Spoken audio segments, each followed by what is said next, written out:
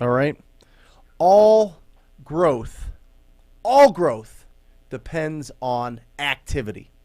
All growth depends on activity. But you know what happens when we are very active? When we're out there, we're being proactive, we're really going after the goals that we have set for ourselves. We're really looking to help out the community. We're really going out there to find distressed property owners and help them through the process of selling their property. You know what happens is we fail.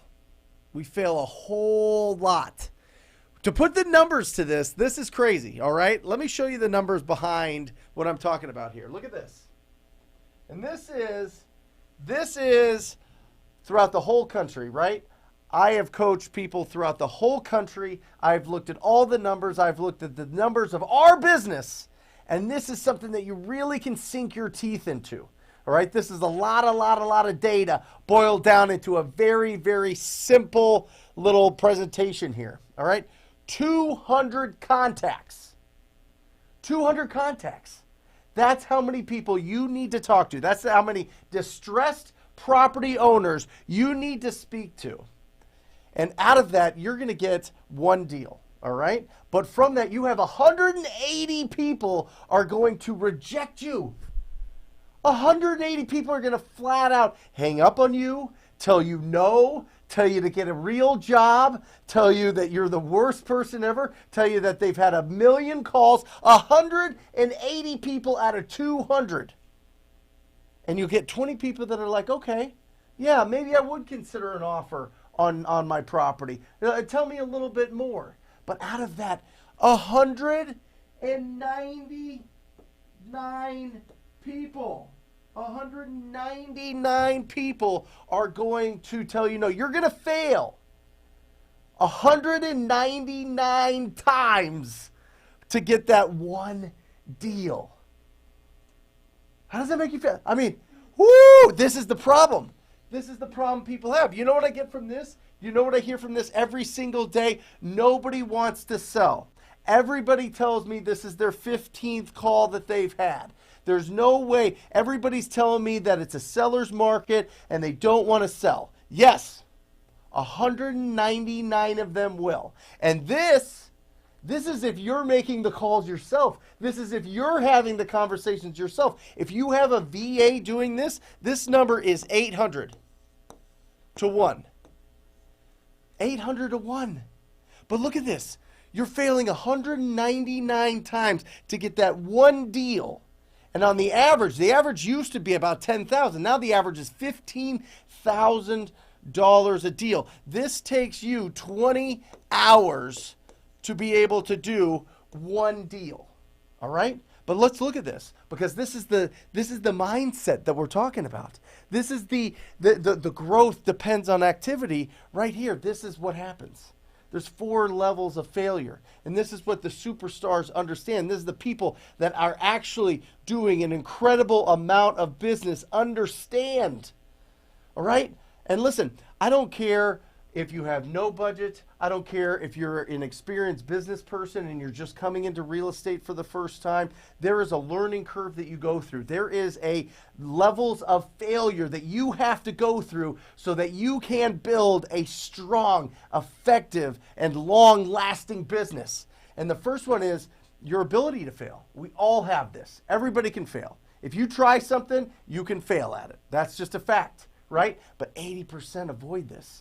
This is why 80% of the people start hiring VAs before they make a call to any distressed property owner, right? This is why 80% of the people will not take action.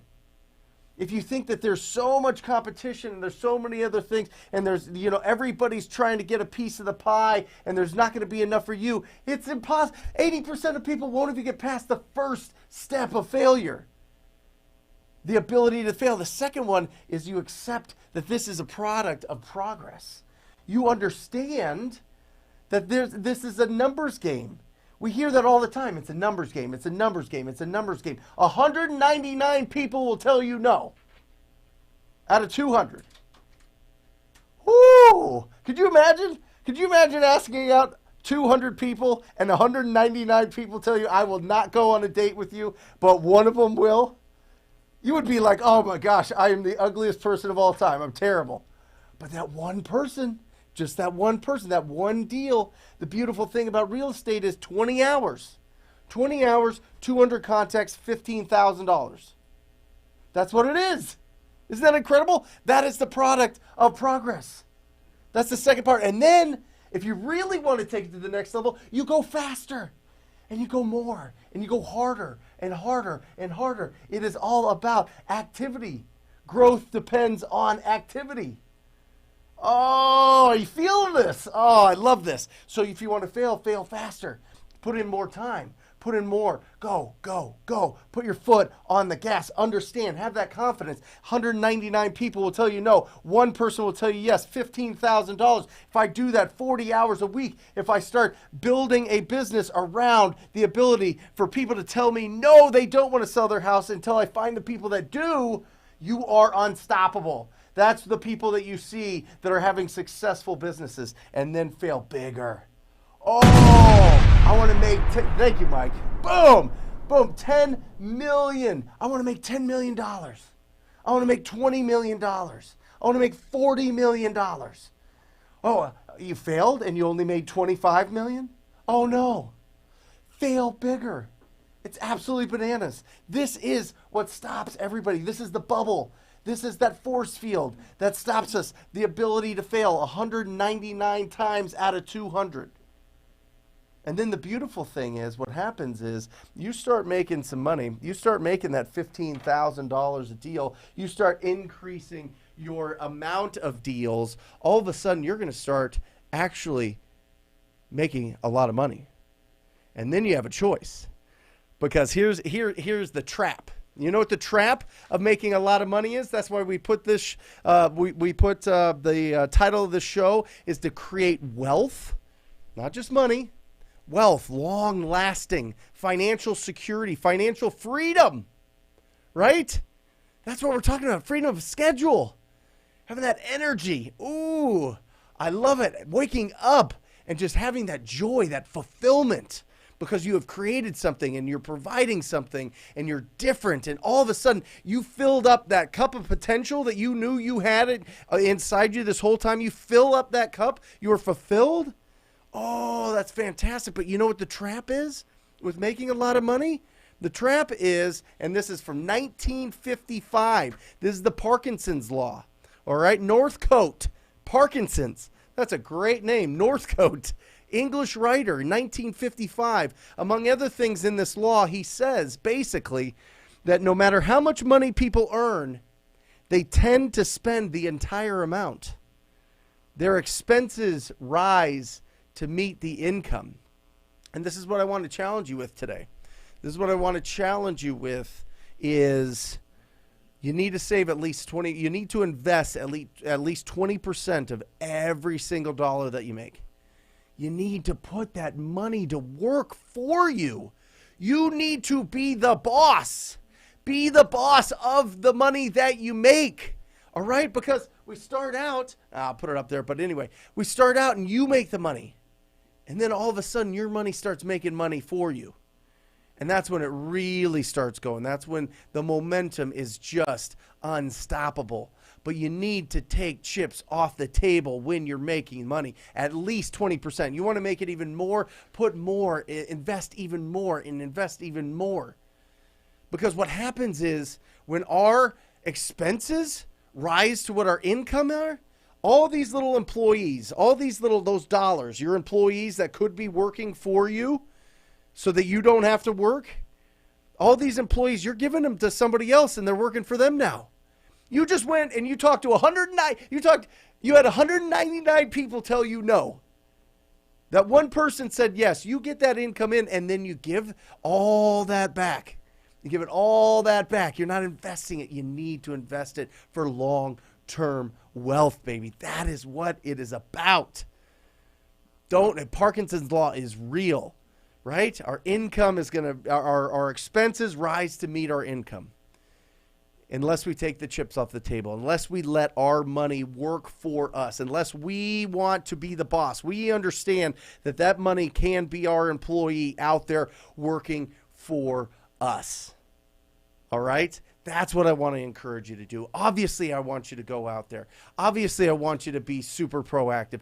Obviously, growth it comes from activity, right? But if you want that to be exponential, you need to let your money work for you. Be the boss.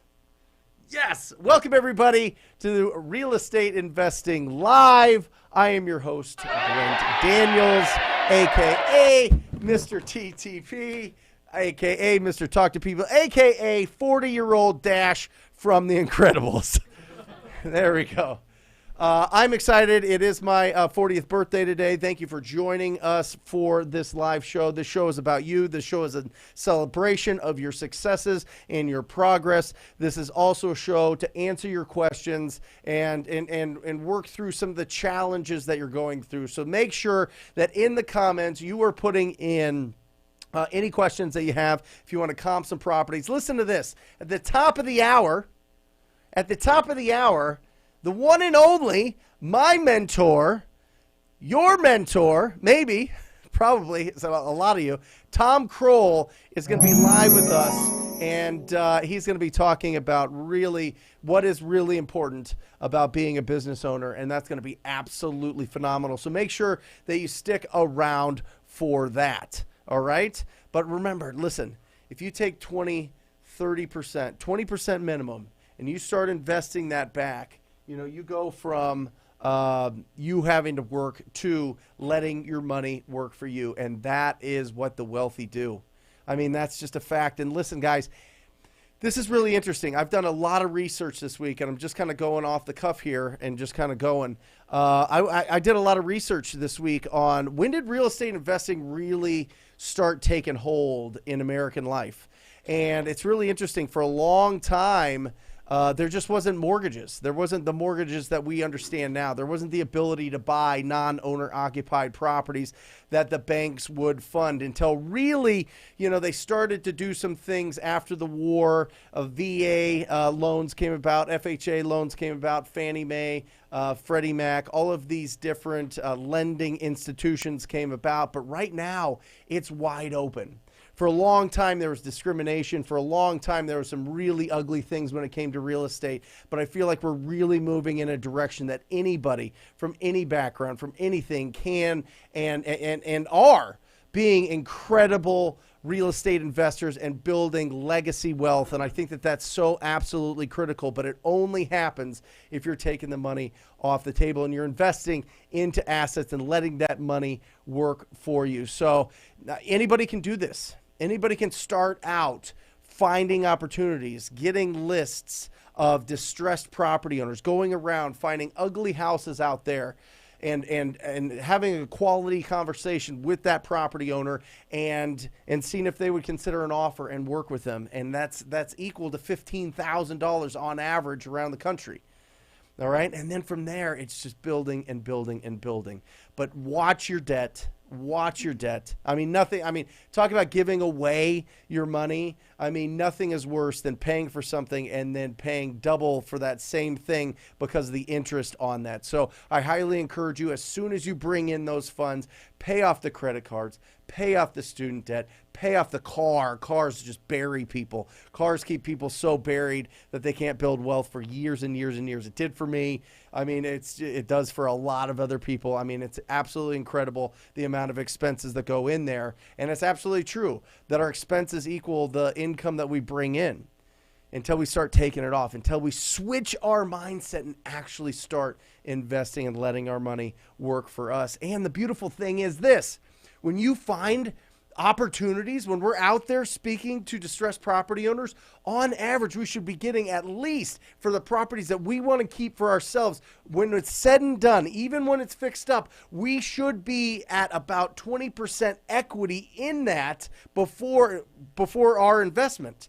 So we put our money into these properties, and we should have an additional 20% equity. We should have double the amount of money that we put into every deal, like actual cash that we put into buying a property, fixing it up, it's in there, and then going and having the equity in there. That's how the whole BRRRR strategy goes. But anyway, we build the wealth by keeping some of these properties, letting our money work for us, and just stay humble. Just stay in the zone. Just stay focused on the activity, on the growth of your money. Stop giving it away. Stop letting somebody else be the boss of your money. All right? Awesome. We good? Yeah? All right, so let's open this up. We're going to open this up. JVC, 15. You don't want to, hey, I'll find a picture of me at 15. I can tell you. I look a little bit different now. I'll tell you that. That's it. 40 is the new 30. I feel it. I feel good. You know, you keep moving, you sleep.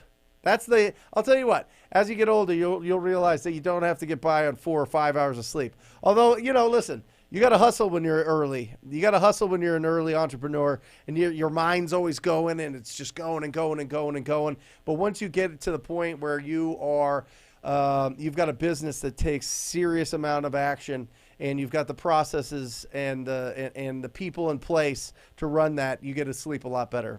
I'll tell you that. So it's coming. If you're there now and you're barely getting sleep, it's coming. You're going to get some sleep, and you're going to be full of energy. Is it possible to make a deal if there is a Oh, thank you. All right, Brad. Now let's get into the nitty gritty. All right. Is it possible to make a deal if there's a tenant in place for another year? Yeah, it just depends on if that deal is going to be a portfolio property. So you got to look at the economics on it, right? What is the price point? What is the cash flow that somebody can get from that? Is somebody going to want to buy this to add to their portfolio? Or is it a property that needs significant investment in the rehab, and it's more of a fix and flip? So it just depends, Brad. If it's a good cash flow property, there's potential there. In my experience, the issue, Brad, is most tired landlords, if these properties are in kind of rougher shape, they have these tenants in there for a while, and they don't raise the rents over years, and the rents are usually under market. And that's the issue. The issue is somebody inheriting that tenant at under market prices for the next year. Does it make sense? Do they want to wait that long? Financially, does it fit into their plan? That would be the thing that you want to look at, Brad. And, you know, listen, even if they have a year lease, there can be a conversation that says, hey, listen, I will pay you to not break the lease, but to reduce the lease to a month or two, and see if you can do kind of a cash for keys situation as well. All right? Woo.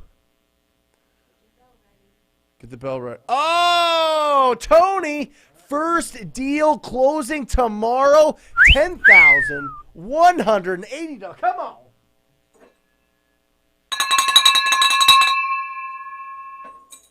I love it, Tony. Congratulations. That is the most crucial one.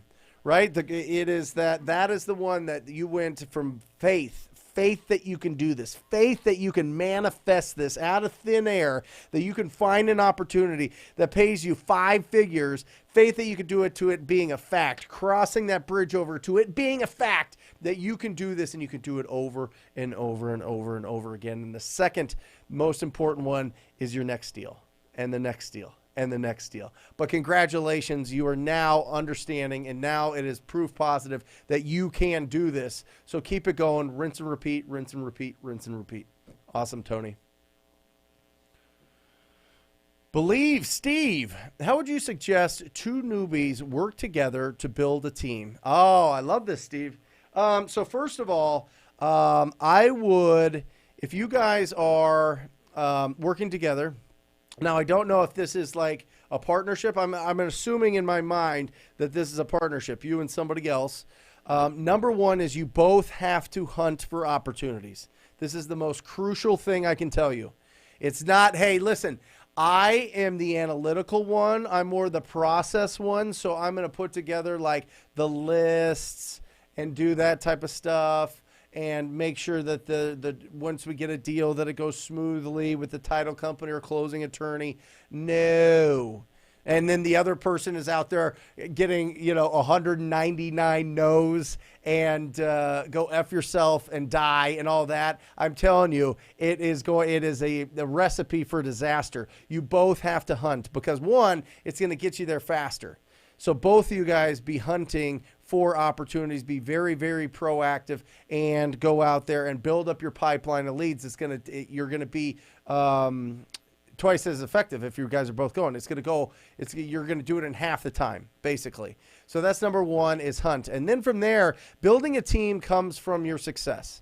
Building a team comes from having a big, healthy, heavy bank account and a track record and a lead pipeline that is bursting, that is going to feed a team. Remember, when you're building a team, you have the financial responsibility of every single person in that in your hands. So you need to be able to be in a position to be a rainmaker and have enough opportunities for everybody to be fed and to be fed well, right? So number one, go out there and just be new to this. Be excited about this. Wake up with a sense of purpose and an excitement that you're starting something new and you're going after it and you're going to fail and you're going to go through all these things. But just if you're going to do it as a partnership, then do it together. And then the other thing I would suggest, and this might not be as fluffy and cute and nice and cuddly, but I would have a conversation, Steve, with whoever you're partnering with and just say, hey, listen, after a year, after 6 months, after 18 months, let's reevaluate the business, see if we still want to be partners or if we just want to each have our own company, because there can only be one person on the white horse. There can only be one person leading the charge.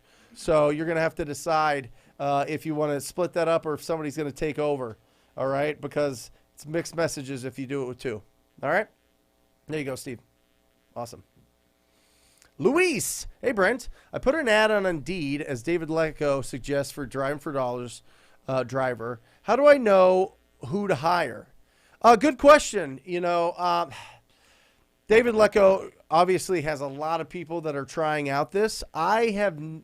Indeed's kind of an interesting spot. Indeed's kind of like the Craigslist of job postings. I much prefer LinkedIn.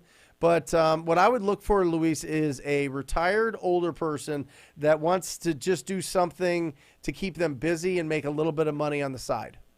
For real.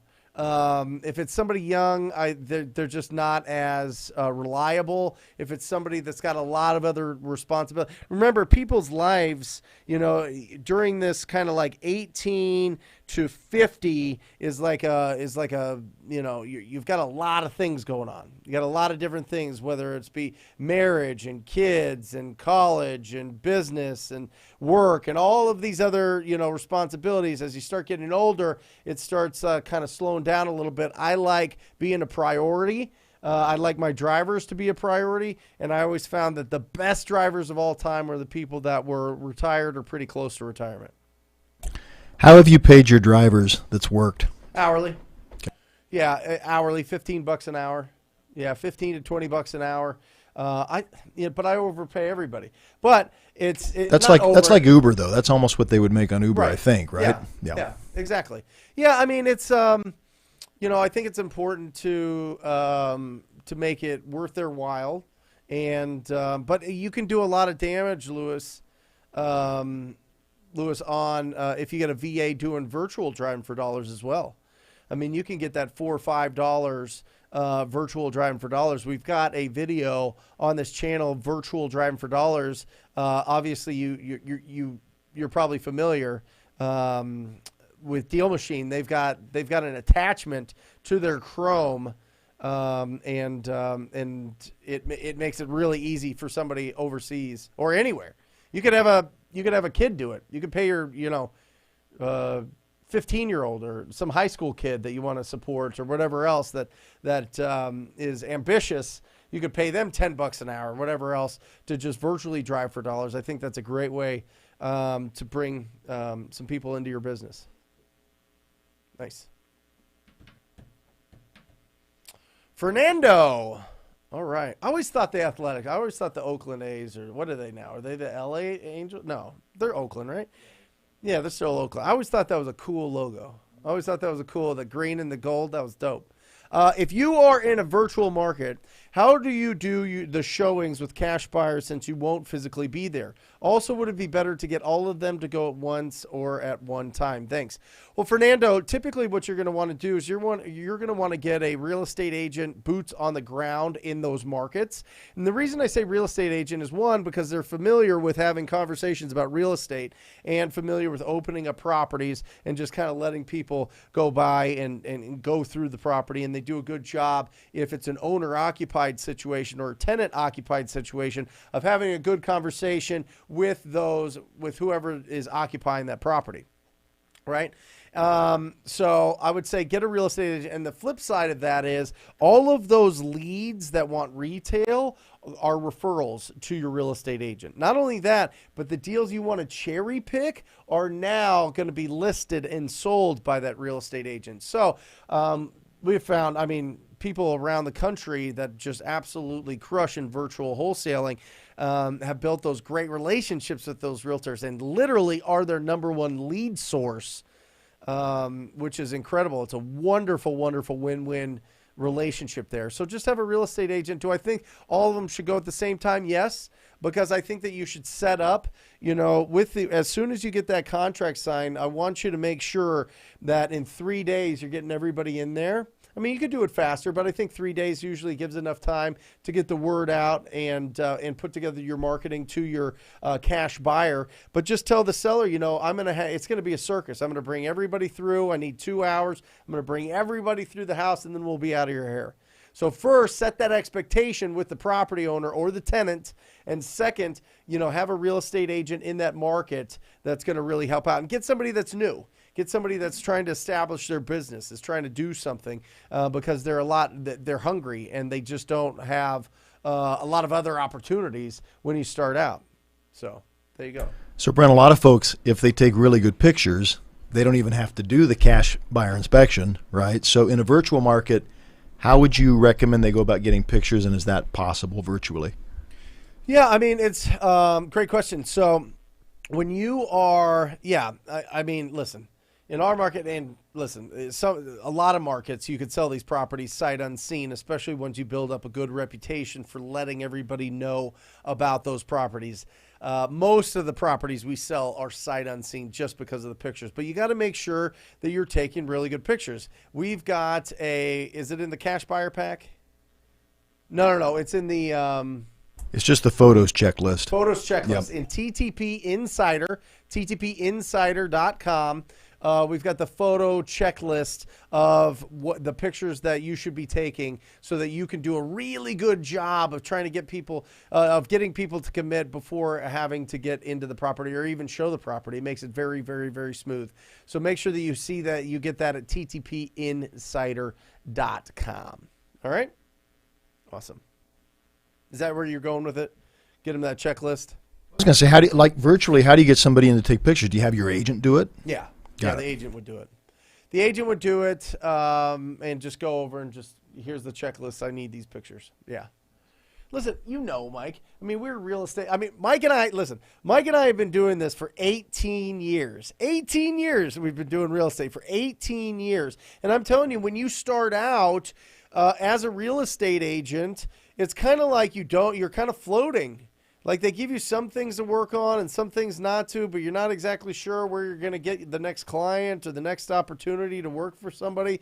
So if you get somebody that's new, that is hungry and has that fire in their belly and a good energy that you can connect with, then put them to work. Put them to work. Get them out there. Give them some opportunities. And then on the flip side, they're going to do a really good job with the leads that you give them that aren't wholesale. The 199 people, well, really the 20 people that are leads out of the 200, those 19 that don't turn into deals, there could be a potential for 1 or 2 or 3 of those to be listings for that agent. So it's a great relationship. If you guys have seen anything that Chris Craddock has put out with Wholesaling Inc., You can check out that YouTube channel, Wholesaling Inc.'s YouTube channel, and also the Wholesaling Inc. podcast, which is by far and away the biggest wholesaling podcast on planet Earth. It's bananas. So there you go. From IG, how do you build rapport with somebody who is short on their answers? Number one is it's going to take some reps. It's going to take some time with them, right? You're going to have to kind of break down their bubble. Remember, you're a stranger coming to a stranger, and most people are taught don't talk to strangers. What is this person trying to do? Are they trying to come up to you on the street? You know what I mean? It's like you're driving and then there's a dude on the freeway with a sign. You're kind of like not making eye contact, right? And so that's kind of the first initial feeling that people have is they have that bubble and they're like, I'm not exactly sure what's going on here. I'm not sure if they're going to approach me, what they want. I don't know these people. They're interrupting my life. They're interrupting my day. So you have to get past that. Don't take it personally. Just see if you can use your tone of voice to break them down, to open them up a little bit, break down that force field a little bit. It's all about the tone of voice. It's all about being in service to them. It's all about letting them know what you're interested in, the reason that you're calling. That's why you get right into it in the script. Some people go with a different script. They kind of want to tiptoe around why we're calling, what we're doing, but I think it's a lot more effective. I know it's a lot more effective to just go at them. Just have that conversation with them. And I mean, just have that, ask them if they would consider an offer their phone. And then if they're real short, just see if you can keep them on the phone longer. If not, if you think that there's potential there, then keep following up. If not, move on. Move on. I mean, some people are just short because they just, they don't have any interest in what you're talking about. You have to distinguish, are they in the bucket of people that have no interest in the service that I provide, or these people that are just, kind of fearful because I'm a stranger? And if they're kind of fearful, then it's our job, it's our responsibility, it's our duty to go out there and kind of break that down and help them out. All right? Awesome. Oh, come on. The real King Jared. Let me hear that applause, please. Hit it for him. Did you get it? Oh, okay. There we go. I didn't hear it in my thing. He can't hear it on Insta, but he got it. Oh, on Instagram. Well, we did. Yeah, there you go. Celebrate. Congratulations, Jared. I am so excited for you. $11,000 second deal. I mean, absolutely incredible. This business changes people's lives. I'm telling you, this business is absolutely incredible. It's absolutely bananas. The equation to it, 200 people that you talk to, you get a deal. That's bananas. That's absolutely incredible. Not only that, but do you know how much that teaches you about building wealth? Do you know how much that teaches you about buying discounted assets? You start learning how to source discounted assets, especially if you're younger or any age. But if you got a long enough runway, you start this thing at 17, 18, 19, 20, 25, 30, as young people. Whoo! I'll tell you what, it's bananas. It's really bananas. Dude, those numbers were like Jesse's dating life. Yeah, that's it. Yeah, 199 say no, one says yes. That's nice, Jesse. But that one. It only takes one. It only takes one. That's it. That's great. Donnie G, thank you. What's your advice if you have a decent-sized driving for dollars list, but the sellers still don't want to sell? Been contacting them now for a while. Well, number one, Donnie, keep building that. Never be satisfied with the size of that list. Keep building and building and building. And then if you're outside of, 45 minutes away from your house, do it virtually. Keep building that list and keep calling. Remember, we want to go through that and have those 200 conversations. So the advice is make sure that you're tracking, one, how many conversations that you're having. Two, you should be using a dialer so that you can leverage your time. It's going to help you be able to do that. Batchdialer.com. Batch dialer, guys, I'm telling you, use that coupon code TTP. If you're not using a dialer, and Batch has changed everything up with all the new regulations coming out and all the dialers having to get registered, all the caller IDs getting flagged. Batch dialer is just a tool that other dialers just don't have the technology. So I highly recommend it. We switched over and it's been phenomenal. So number one is how many people are you talking to every hour? Number two, keep building that list so that you have enough people to talk to every hour, because you should be going through that list 2 to 3 times max, and then keep building and building. And then from there, just make sure to squeeze everything out of every lead that you have. Don't let anything slip through your hands. All right? Awesome. Mr. Energy Man, can you tell me more about American Tracers? Thank you. Cortez, Arturo.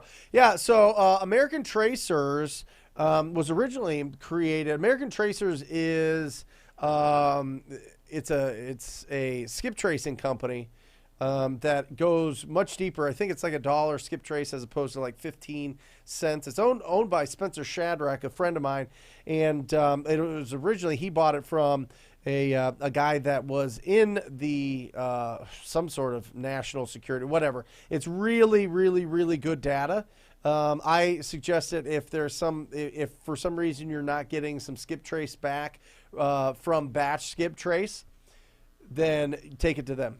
Take it to them and see if you can find the right phone numbers, or find any phone numbers. Find numbers to relatives. So yeah, AmericanTracers.com. Man, that was out of nowhere. We haven't had American Tracers question. That's great. Luis, TTP, I'm about to my first flip. Is there any checklist that you use for every flip? No, Luis, basically what you want to do is, here's the thing that you need to understand about flips. And it just depends on if you're going to do the work yourself or if you're going to hire a contractor. But if you hire a contractor, remember, there's 3 parts to that. All right. There's the quality of the work, there's the time it gets done, and then there's the price that it costs to get that done. All right. Those 3 things. You get to pick 2 from a contractor.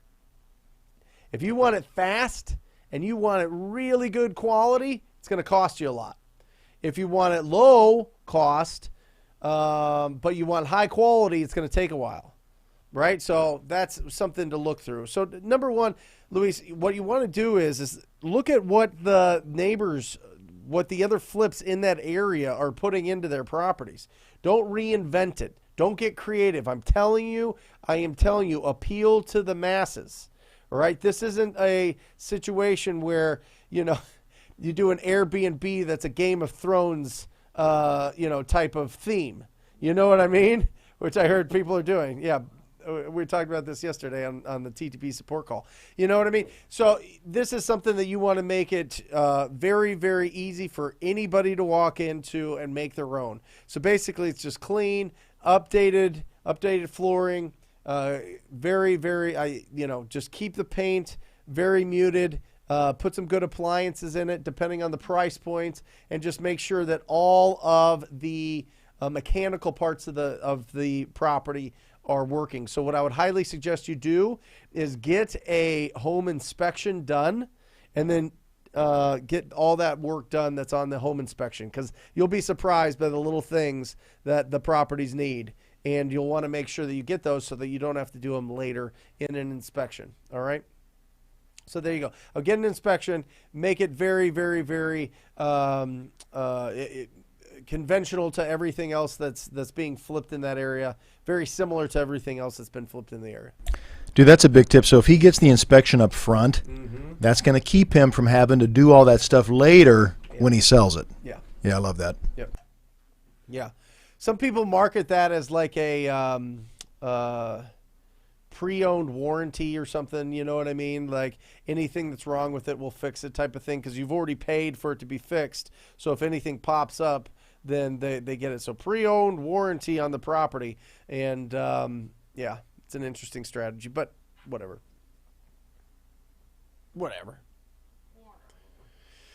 Oh, ring that bell. Slick this _ slick that. Ring that bell again. You know it, brother. Here we go.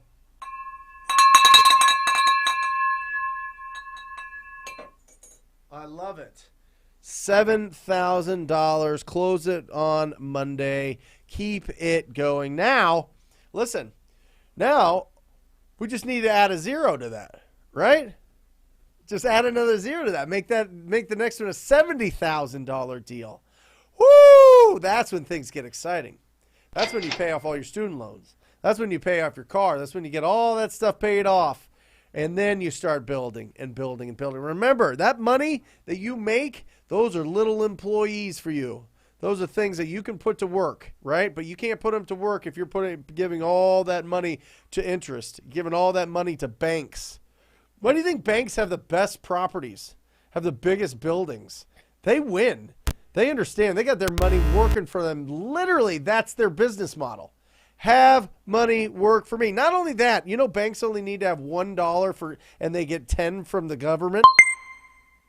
You need to have 10%.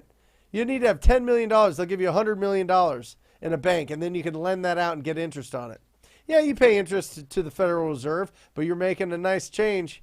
Oh, man, banks, that's a business. God, that's a business. Yeah, when you start a bank. Yeah, got to start a bank. Yep, that's it. Jamar, I'm looking to hire my first virtual assistant. What are some information I need before hiring them? Well, Jamar, it just depends on what you're getting your virtual assistant for. If it's true being an assistant to you, that's much different. That is just something that you want to make sure that this person pays attention to detail and is taking a lot of things off your plate. I would highly suggest that you have somebody that goes through your emails and filters out anything that's not important to you. Make sure that they're putting together your lists, getting them skip trace, getting them in the dialer so that you can just go. If this is a virtual assistant that is going to make calls, then I highly suggest you look into one of two companies, callingreps.com. Callingreps.com, that's $10 an hour, and then callmotivatedsellers.com, that's $20 an hour. I do not suggest that you get a freelance VA. It takes so much time to manage them and train them and keep them organized. Let somebody else do it for an extra couple bucks an hour. Like, don't be cheap on that. Right? Don't be like, well, this cost me $5 an hour, but that cost me 10. I can get twice as much calls out of this person. Yeah, but how much more time is it for you? How much more distraction is it for you? I'm telling you, when you remove distractions from your business, that's when you move fast. That's when you make a ridiculous amount of money, is when you remove the distractions from your brain. When you can focus on the things that give you energy instead of the things that suck energy from you, ooh, that's when you start getting fulfilled. That's when, like, life is joyful, right? So, yeah, whatever. I will pay to not be distracted. So I would highly suggest that you get somebody that manages that. Also for Jamar, if he goes to our YouTube channel, the Yep. playlists, about 4 weeks ago, we did a whole show on hiring VAs. That's right. Yep. So how to hire the best virtual assistant. Yep. I want to thank Alejandra for decorating our office. I mean, well, it is our office basically, but our studio here. I mean, look at this. Look at it over here, Matt. Can they see it bigger on this camera? Not really. Okay, good. Well, whatever. It's sparkly. So thank you, Alejandra. Very special. Jackson. Hi, Brent. I'm new to all this and have used some of your resources to research wholesaling. I'm 18. My man. I am a full-time student and a part-time employee. Will I have the time? Do I need capital? Jackson, 100%. Listen to me. 168 hours. 168 hours. That's how much time we have in a week. In a week, 168 hours. If you're doing part-time, let's say you work 20 hours a week. Let's say you go to school for another 20 hours a week. That's 40 hours a week. Let's say that you sleep 8 hours a day. Impossible, especially at 18. But that's 56 hours a week. So now you're 76 hours into sleeping, working, and going to school. What are you going to do with the rest of the time, bro? I'm telling you, you can find 20 hours. If this is truly, if it is in your gut, like you think about real estate and it just fires you up, it puts stars and lights in your eyes, you are just absolutely just fired up about the opportunity that real estate provides you, you will find 20 hours to be able to do this. 15 of those should be picking up the phone and calling distressed property owners. All right. 15 hours should be working on proactive activities. 15 hours should be income producing activities. All right. Boom. Also, millionaire before 30. Yeah. Yeah, make sure, Jackson, tomorrow, every Thursday, incredible new show started last week called Millionaire Before 30.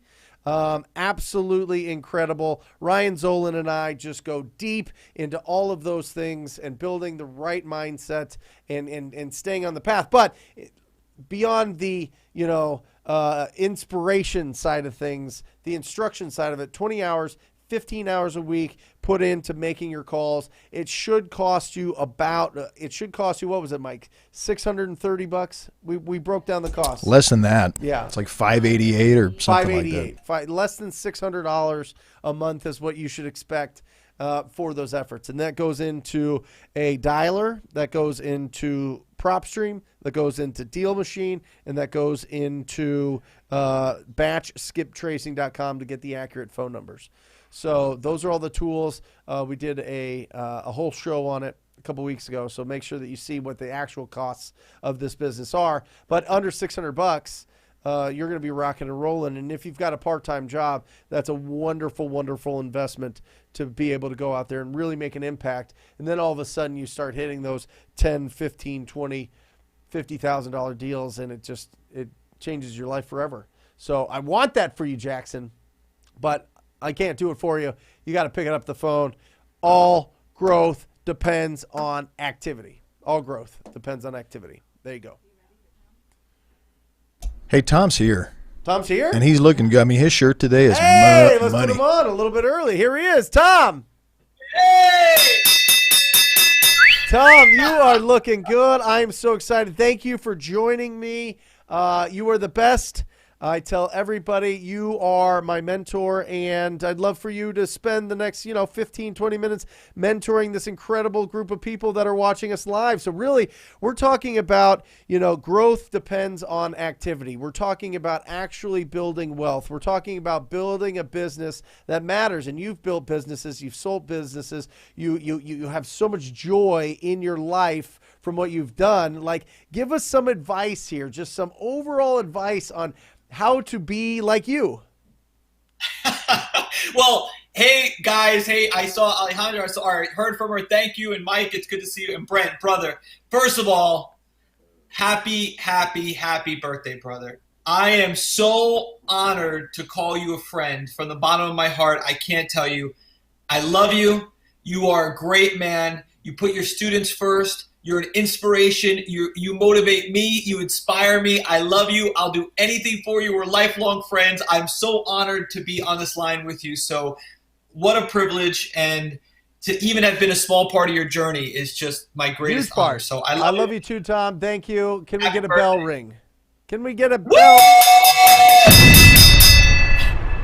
So get into it, Tom, because here's the thing. What I open this show up with is, we work hard, right? We work hard and we make money.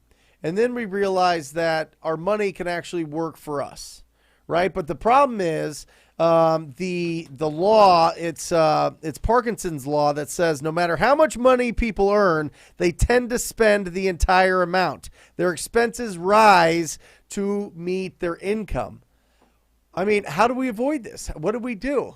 So, yeah, let's get down to the nitty gritty. Let's help some people, right? So first of all, and when the other part of that law is when you spend money, you have to spend more money, right? So a really good principle is that spending money actually forces you to spend more money, right? Because you buy a boat, I guarantee you, right? I can tell you, this guy right here, you buy a boat, you're going to get a marina. You're going to have to repair it. You're going to have to fill it with gas. Your wife is going to try to dock it and hit the dock, and you're going to have to pay the dock guy and the boat guy to fix it. So spending money actually causes more money, and really intrinsically just from your belly, right? For peace and happiness. Here is a general rule of thumb. Wealthy people spend money on what makes them happy. Poor people spend money on what they think is going to make them money. There is a huge disparity there, right? So just, things to keep in mind are like debt makes the wrong things important. What is the secret to financial well-being? Wait, say that one more. Say that one more time, Tom. Debt what? Debt makes the wrong things important. 100%. Yep. And if you really want financial freedom, right, it starts by putting a cap on your financial aspirations. That is the most true thing. The secret to financial freedom is enough. That's the secret to financial freedom is enough, right? The rules of money are so simple, but money is a game. Once you win that game, pick a new game. There is no joy in running up the score. There's no joy. You don't want to monetize every relationship and every interaction. Sometimes what makes us so good is I hate that, Tom, right? When everybody, when all of a sudden it's like, people are wanting, something out of every relationship. How do I get income out of every relationship? It's gross. I hate that. I hate Gross. It's like, oh my gosh. Yeah, and the whole idea here is that, sometimes people think, well, that's limited thinking, right? If you don't want to put a cap on no way. Don't tell it, because the bottom line is all these guys who we look up to and we admire and we read their books, and the Warren Buffett and Jack Ma and Bill Gates and Jeff Bezos and Richard Branson and all these, you think you want what they have, but the question you really have to ask yourself is, do you really want what they gave up? And do you want to give it up too, right? Not that these guys are good guys or bad guys, but just keep money in perspective. Put a cap on your financial aspirations, and that is the most free thing. Money is simple, right? What do you think, Tom? How much should people, if you make $10,000, if you make $100,000, I talked about a 20% at least to pull off the table so that you put it in and you are investing and letting that money work for you. Do you have a rule of thumb there? Should it be more? Should it be less? What do you do? What do you think? What do you suggest? Well, first of all, right, you've got to track your net worth. The first mistake that we all make is in real estate, right, as real estate investors, is we're all about cash flow, cash flow, cash flow, cash flow, cash flow. I just asked a question recently on my Facebook group, and they said, what do you think your net worth should be in order to buy a $50,000 car? Yep. And you wouldn't believe how many people said net worth has nothing to do with it. But so the first rule of thumb is start tracking and measuring your net worth. Your cash flow should be building your net worth, not decreasing it. You shouldn't just be increasing your cash flow and then all of a sudden increasing your living expenses, because when your cash flow stops or pauses or reverses, right, you're not going to have that safety net of your net worth. So first and foremost, start tracking your net worth. Have a goal for it. If you have really high cash flow and zero net worth, or zero worth financially speaking, always remember this little poem, right? Is if your cash flow is high and your net worth is low, where does all the money go? Right? Mm-hmm. And here's the secret, is that it's not all about cash flow. Your cash flow has got to be increasing your net worth all the time. So start simply by just measuring it. It's so simple, right? So, because whatever we measure does better. Here's the bottom line. A business is something that produces a consistent result without you, right? So first start by, let's create a business, not a job. That's number one. Number two is, when you get that profit from your business, what do you do with it? Here's what we know, what gets every entrepreneur right. The entrepreneur, right, they're driving a Lamborghini and it falls into a ditch. What are the things that bring down entrepreneurs, right? Debt, divorce, health, legal, taxes. So what do you do with your money? Number one, right off the bat, as soon as you get money, you send in your percentage to the IRS, right? You send in your tax, right? You and I, Brent, we both know great men who've gotten wiped out by tax bills that completely destroyed not just their business and their job, but even their families, right? So number one, tax. Number two, tithe. It's not your money. Stop saying my money, your money. It's not your money. You're not taking any of this money with you. You need to be a good steward of your money. And when you're a good steward of your money, you will be put in charge of more money, right? So number two is tithe. 10% right to God. Malachi chapter 3, verse 8. If you're not giving your tithes, you're stealing from God. It says it right in the Bible. You don't have to take my word for it. So tax, tithe. Number three is table. Save it. A good rule of thumb is 20%. That's difficult for some people, especially if you're just starting out, right? Yeah. If you're just starting out, 20% is heavy, but at least a minimum of 10%. Wealthy people, they all do this. There's are only a few common threads that run amongst the wealthiest people in this country, right? They're all different ages, nationalities, sexual orientation, gender, right? They're all over the map. But two things that they all do. Number one, they all read. We know that, right? Mm-hmm. And number two is they all save a portion of every single income or cash flow that they have. They put away and table a portion. So tax, tithe, table, and then finally number four is take. You live off the rest. The money that you take to save, what do you do with it? 50% real estate, 20% cash, 20% stock market, VTI, no brainer, Vanguard Total Index. 5% gold or silver, and then 5% speculation. Right now, I like Bitcoin, but I put that money in high risk. I don't mind if I lose 5%. Right. But if you follow these general rules of thumb, give me that percentage one more time, Tom. I got 50% real estate, 50% real estate, 20% cash, 20% stocks. Yep. 5% gold. I like gold. Some people like silver. I like gold coins. You love gold coins. You love gold coins. You're like a pirate. That's that Florida thing, I think. It may be. It may be. I have to check my bunker in Tennessee before I tell you if it's a Florida. But gold, and then 5% is pure speculation, and I like Bitcoin for that, or some microcurrencies. I have a position in a new company that's microcurrency, so I like that. But I think that. The key to keep in mind is if you follow a simple plan, it doesn't require discipline. Discipline is all about suffering, right? How long can you suffer through something? That's why diets don't work, right? So don't be on a diet with your money. Instead, just lock your money away so that you don't have to worry about thinking about the discipline of not spending it. Your money is in a house that's free and clear, that's rented out, or an Airbnb. You don't have to worry about it. You're not gonna buy a boat, right? It's no way to do it. Your money's locked up. So that's a general Tom, and that was something that I learned from you early on, and something that I really has been an incredible return on the investment is I just bought properties cash, the whole thing, and these are like $300,000-$400,000 properties, and they're gone. It's just gone. Like, I don't even think about it. If that was in my account, I start getting ideas, Tom.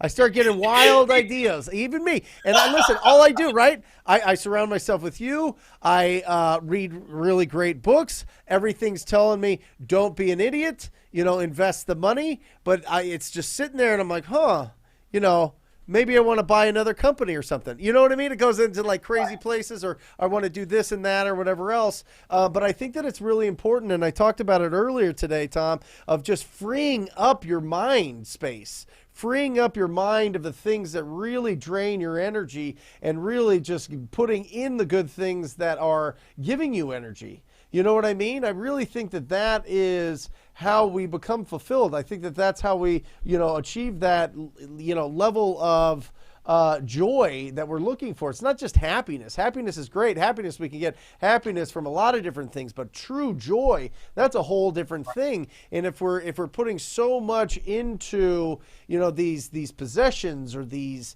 the way that we look at people, I don't think that adds to our joy. It might add to happiness for a short amount of time, but truly not to fulfillment. You know what I mean? And I think, I look at you as one of the most fulfilled people that I know, if not the most. And I think that's because you get I think that advice that you gave, which I'm sure some people are like, what? Don't run up the score on, making money. I think that feels very weird, right? I mean, you're a guy that knows and hangs out with regular people that are worth hundreds of millions of dollars. You're a multi-millionaire, and you're telling people, don't run up the score, get to a place of fulfillment, get to a place that you're joyful, and that you can spend the time with your family, and that you have the freedom of schedule. I mean, you're living the life, brother. Well, I think, the whole key, and this is something that you're just naturally good at, and I think the whole idea here is it's all about the difference and recognizing the difference between the condition and the symptoms. Right? The conditions and the symptoms, because what you will find is that the people who are constantly struggling They're always chasing the symptoms. But the people who are a little bit more laid back, right? The quiet guys in the back of the room at the masterminds, the one they're not on stage, you don't really know who they are, right? Those are the guys, right? Those are the guys when you get to a mastermind, those people have the conditions, right? They seek the conditions that produce the symptoms. That is the key, right? So the money and all of that, that's just a symptom. But it really is interesting because the longer I am with students and clients, it's like a puppy, right? You go to a park and you see somebody with an Australian Shepherd and they're throwing the Frisbee and the Australian Shepherd's grabbing it and it's running it back.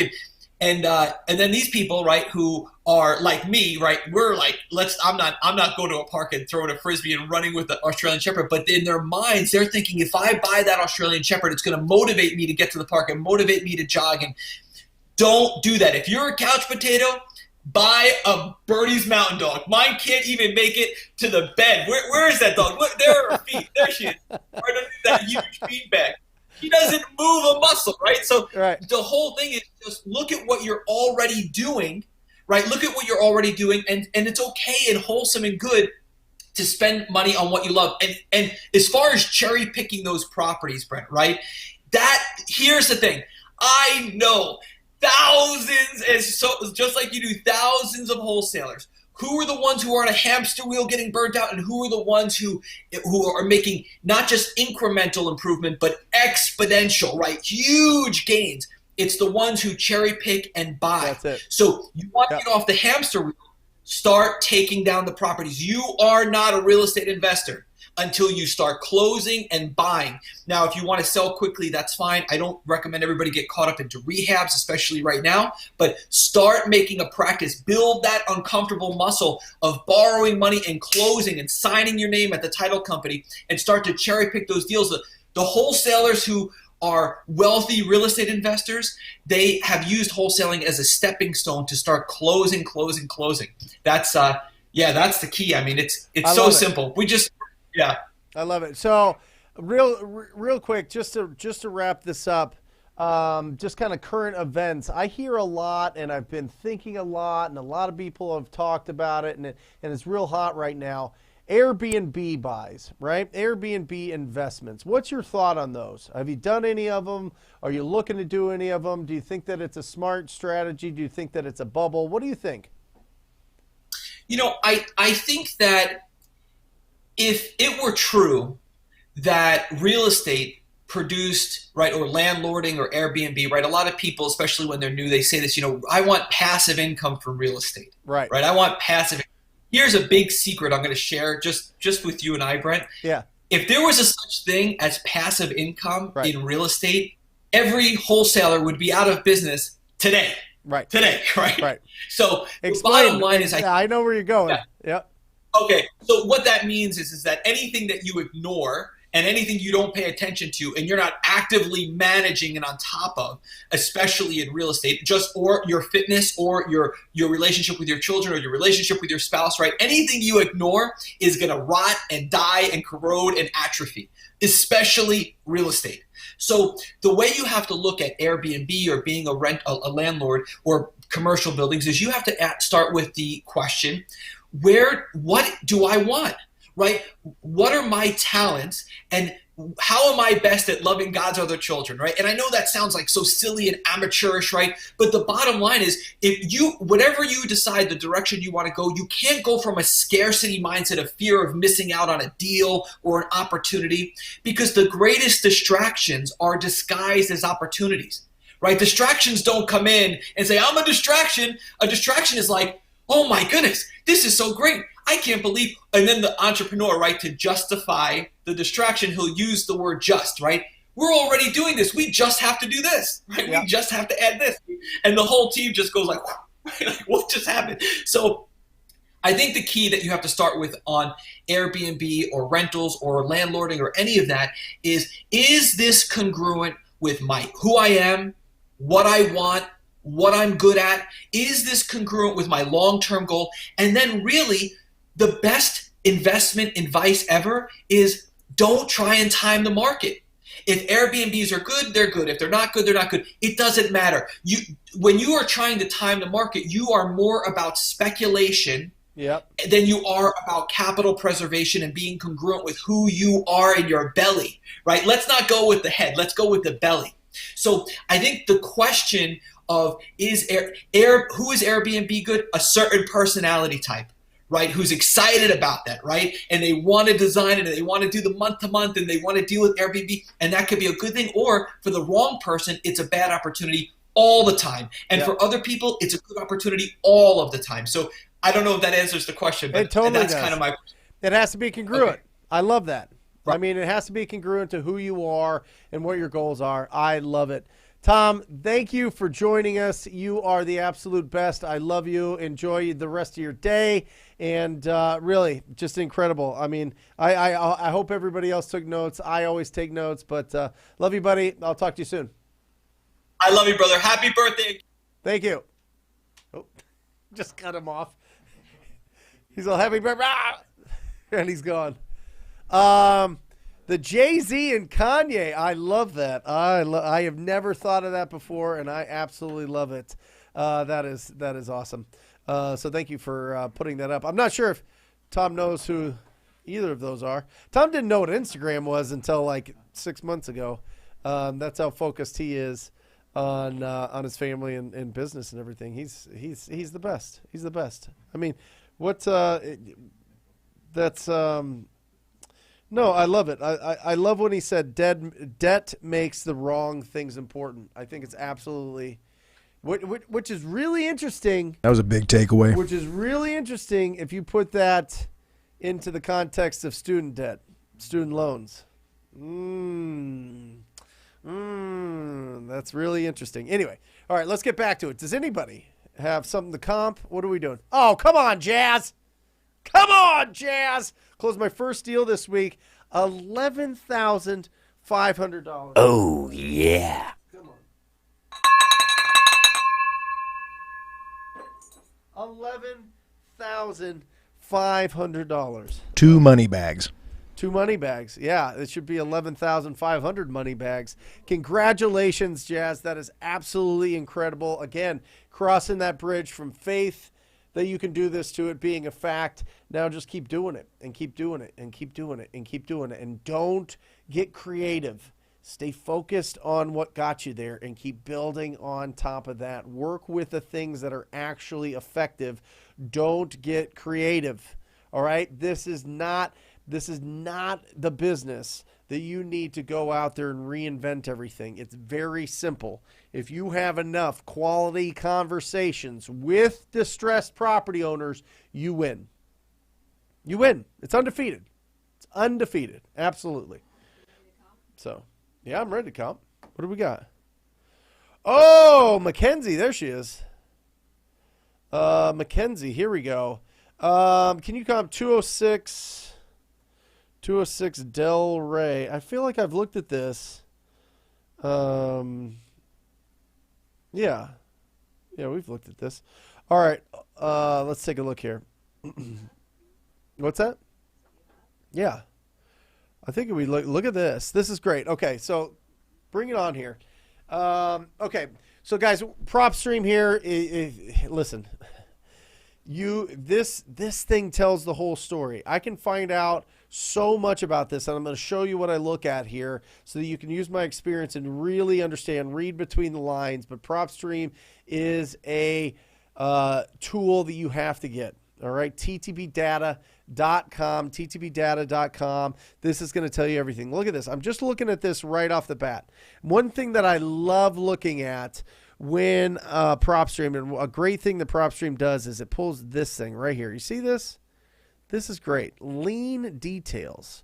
All right, I'm looking at this lien, and I'm looking at, what do we got? We got a delinquent tax, county tax lien from 2017. Not a tremendous amount, but I'm sure that that's building up, because it's the same three here. It's got the same recording here, but that's just telling me something. What is that telling me? It's telling me, why aren't they paying their property tax? All right, why aren't they? What is going on? Prop Street says 3.2 for Del Rey, but the owner told me it's a 5.2, and it's a 2-story house. Well, let's take a look. Let's take a look at this. All right. So remember, you always want to get an aerial shot. The beautiful thing, you know, when we started this, when Mike and I started this 18 years ago, no, but for real, we didn't, you know, there wasn't Google Maps. There wasn't all these, you know, Google driving everywhere. This is just incredible. You got to take advantage of this. So I'm going to take a look, first of all, and see what's going on. Okay, I like it. It's a 5.2. Interesting. So when you look at properties like this, you can see this isn't a true basement house. This is probably like a tri-level house type of thing where you've got like a middle floor, an upper floor, and a downstairs. It might just be a sunken in second floor, which is kind of interesting, but it will play with the end buyers on these properties just because it's going to be a little bit funkier than a regular deal or a regular property where it's a 1-story or it's a traditional 2-story. It's sunk in a little bit. So you want to make sure that you understand what the floor plan looks and feels like and just make sure that it's a good floor plan. But just looking at that, they say, Mackenzie's saying it's a 5.2, which is fantastic. And it backs up to, you know, a forest. So there's nothing distracting there, nothing pulling out. I'm curious to see at the end of the street here, sometimes if there's gas stations here that will affect some of the, nope, it's just a little auto, little commercial. Okay, good. And a church. Okay, fantastic. All right, so we're in Louisiana. We're looking at this. It is 2,100 square feet, 5.2. What I like going is here, comparables. By the way, Mackenzie, do you have a price that they want? You know I'm going to ask you. So what I like looking at, see this, when you do just the regular comparables with PropStream, when you go to comparables here, it's going to pull all over the properties that are similar size. And they're going to typically pull it within a year. I like going a lot within 90 days instead of a year, a lot sooner on those sales or a lot closer on those sales. And you can see there's only one property here that is not on the other side of this major road. I like staying real close. That's why I like going to this neighbors button. And PropStream does this better than any other service that I've seen is this neighbors button. I think it's so critical and so easy to look at what's going on in that neighborhood. And I'm looking at right here. And you're looking, you've got this is interesting. This tells me, it tells me a couple different stories. One, it looks like a lot of these properties are much smaller. Now, I've got a property here that went for 160 and it was 2,000 square feet, which is similar. I'm going to go and just make sure it's about the same age. Yep, 64 to 72. Fantastic. It's a 4.2, and it sold about a year ago, but I'm curious to see what this looks like. All right, and they don't show you anything in these pictures. Looks like a 1-story. Looks like it's in decent shape. Yeah, it doesn't really show you anything. At 160. I'm looking at, okay, we've got one that went 140, half the size, 140, half. So I'm thinking just off, I see this one at 160. I don't think it's like the best of the best. I'm going to put this at 200,000. Let me just look at this one that sold here. This one went 2,400, 120, and this is close to it. Oh, no, this one's messing with me now. Because this doesn't look too bad. I mean, it kind of looks like an old elk lodge, you know, like a bunch of dudes just hanging around having whiskey and cigars. So, it needs some work. I'm curious. It's a bigger property. Okay, interesting. I wonder if this was like an old assisted living house. This one went for 120, which is fine. It needs some work. I still think that ours is going to go for 200 once it's fixed up. So let's look at the numbers. Here we go. What is it? Will you find out from Mackenzie how much they want? I messaged her asking that a while ago, and she never messaged back. Okay. Why aren't you opening it up? Come on. Okay. So, remember, ARV. ARV is fixed up value. Once it's beautiful, once it's pristine, once it's upgraded and updated, what does it sell for? 200,000. Okay. Now a 2,000 square foot. Matt? Can you put up that chart again of the repair, the estimated repair costs? Yeah, I gotta pull it out. Huh? One second. Okay. So first of all, at 200,000 here, it's great because the minimum that a investor that is going to put the work into this property is going to want to make is $20,000, which fits in perfectly. So then we're going to times this. We're going to subtract. Well, anytime that you're here, you want to. Okay, anytime that you're breaking down a property, if it's under 200,000, you need to put the profit for the investor at $20,000. Right? This is at there. Anything above 200,000, you want 10%. So let's times this by 10%. 10%. I have the chart. All right, you want to pull it up? 20,000, and then we want to take off 6% for closing costs. Closing costs. Okay, and that's going to be 12,000. All right, now this property is 2,100 square feet. I'm looking at this and needs work. I'd say that it probably needs work is what I'm looking at just from the exterior picture. So I'm going to subtract 55,000 for the repair costs. Jeez, that's a terrible 5. What is that? I don't know. 55,000. Boom. All right, so Mike, give me it. 113. 113. Yep. 113 is the wholesale price. I would be at Mackenzie 20 grand under this for my wholesale fee. 93. Thank you. Wow, I must be bad at math if you're giving me that. And then we're gonna go, and that's 93,000. So that's where I would be at with the offer. Got it? Awesome. That's a breakdown.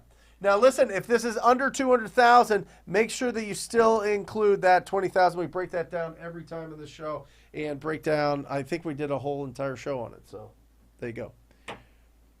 I'm curious to see how much they want. So if Mackenzie, if you're there, let me know. She's probably jumped off to go lock that thing up for 60,000. That'd be great. Awesome. How can I identify the most active neighborhoods in my market? Well, here's the thing.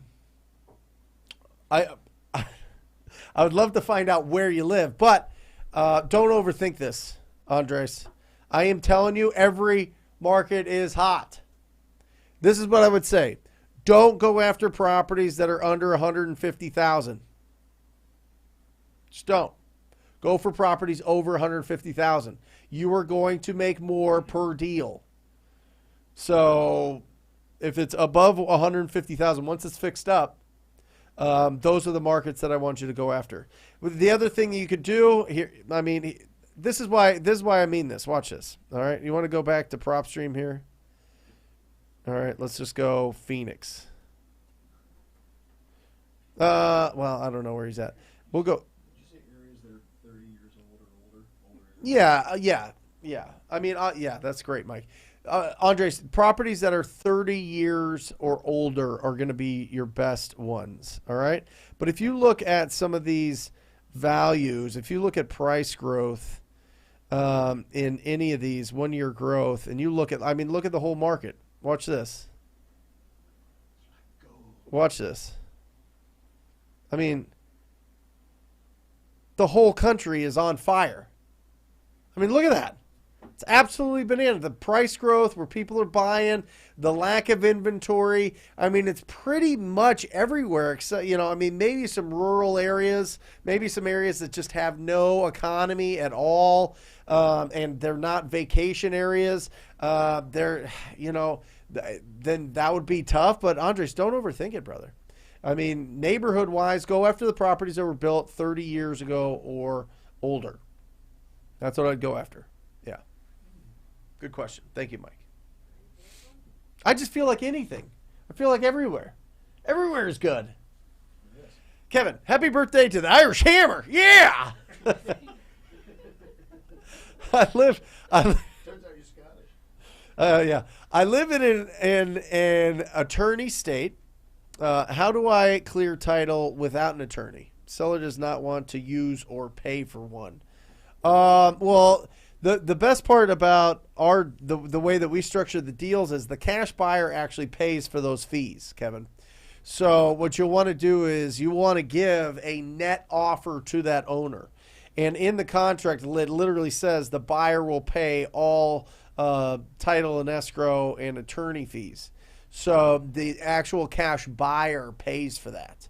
All right, that's why they have to figure it in. That's why we broke it down in that example that I gave you. We take 6% off the top. First, we do the 10% profit or $20,000 minimum.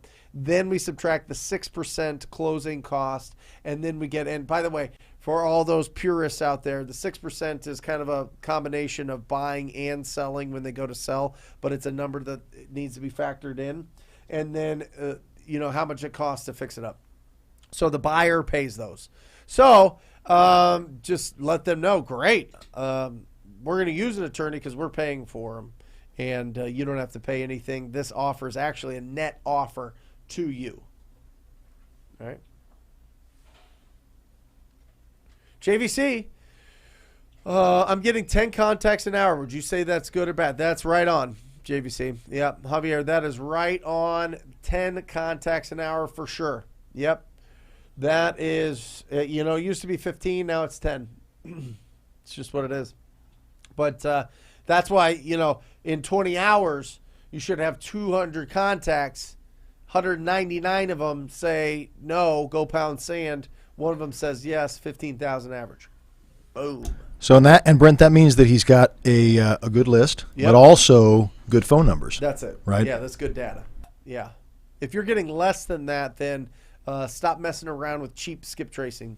BatchSkipTracing.com. There you go. Yeah, it's a great promo. There it is.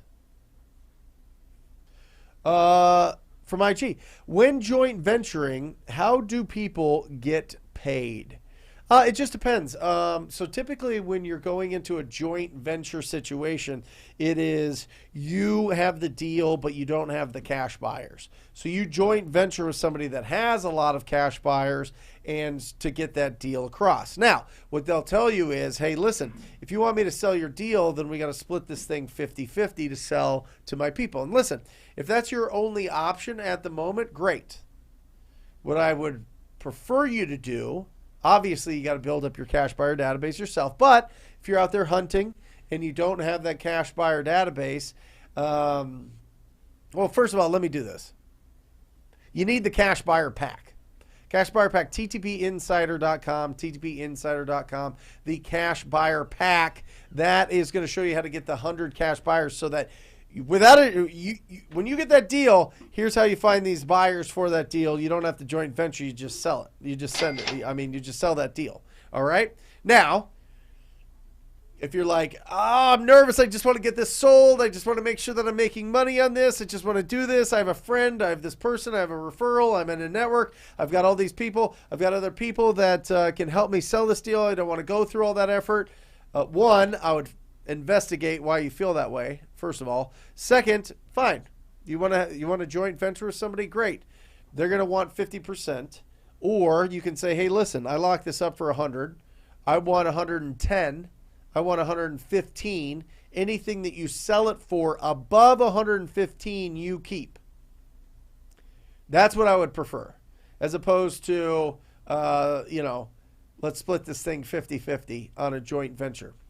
So first, cash buyer pack, get it sold yourself. Second, if you're not going to do it, set a set price for the amount that you're going to make and then have them add on top. And then third, worst case, you're going to have to get 50-50. People are going to take 50% of your deal. So, listen, people build their whole businesses doing joint ventures and splitting deals 50-50. And they're like, no, I'm not going to do it unless I split it 50-50. And you're like, okay. But they tell you, I'll get it sold. And so that guarantee in your mind, in my mind, when I was starting, I was like, oh, that's great. But I was making $12K a deal. When I stopped doing that, we make $42K a deal.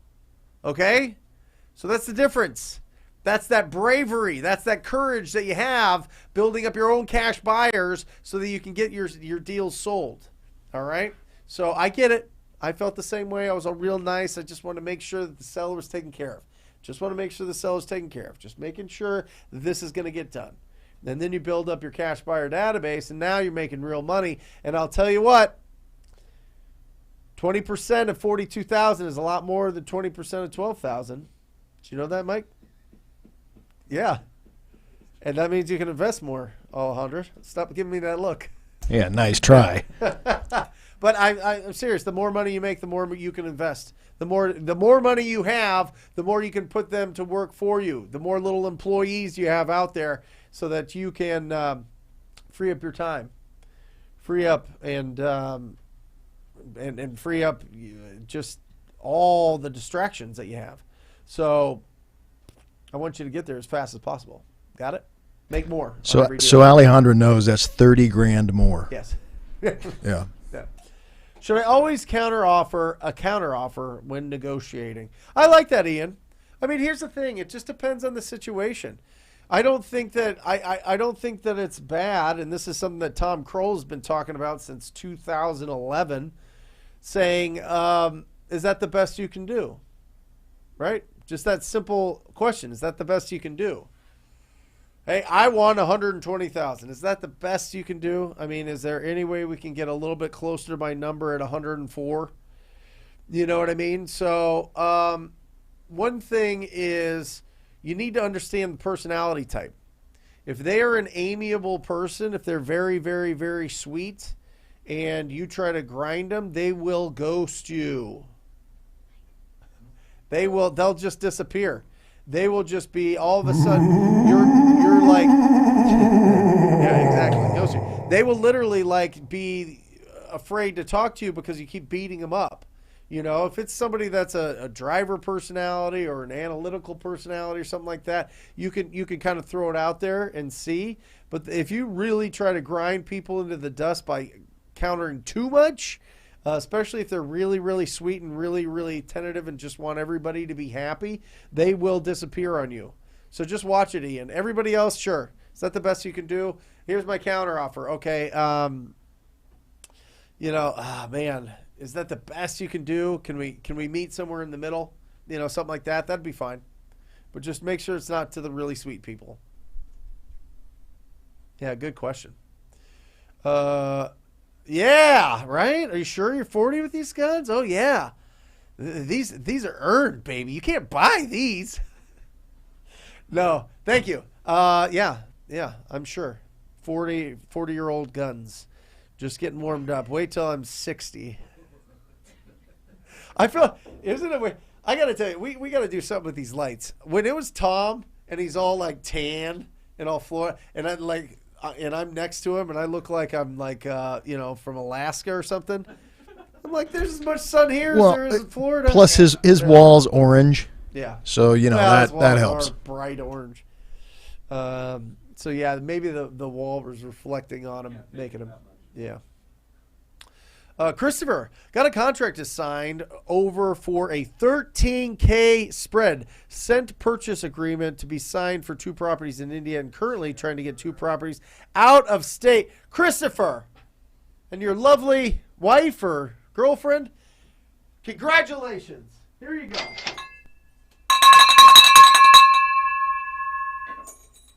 I love it. I love it, Christopher. 13K spread. He's got 2 other contracts. Guys, listen, this is real life. $13,000. You know how long it takes people to make $13,000 in real life? The average household income is $60,000, right? That's 90 days worth of work for a household. It's 2 people. That's bananas. Christopher's crushing it in his all black and gold tie. Come on, player. Look at you. That's fantastic. 13K spread, plus you got 2 more. I absolutely love it. Keep it going. I'm telling you, we have an unfair advantage. We just have an unfair advantage. He made all that money, and he got a wife. Yeah, there you go. Well, wives are an investment. No. Gerlano. So, can you start with no money? Where do you find buyers for deals you find? Yeah, I mean, listen, yes and no. If you want to truly, truly start with no money, you got to go door knocking. That's it. But if you can afford to skip trace, to pay for the phone numbers. It's anywhere from 12 to 15 cents, depending on the size of the list that you're doing and the promotions that are going on. But under $600 if you're really going after it, Drolano. If not, you got to knock doors, or you got to just hand dial on the ugliest houses that you can. Find the 100, 200, 300 most ugly houses surrounding your area. Get their phone numbers from batch skip tracing. It'll cost you $15 to $45 to do that. Pick up the phone and just start calling. And then you can start building it from there. And then from there, the buyers, cash buyer packet at TTP Insider shows you exactly where to find all those buyers. But you can go on to all sorts of different, you can join investment groups on Facebook. I don't really like posting a lot of things to the Facebook group. I prefer to call just because it's, some of those things get buried, or sometimes you just have looky-loos, or sometimes you just have complete jerks in those groups that are like, that's not a deal, and then you already have it sold for like $40K.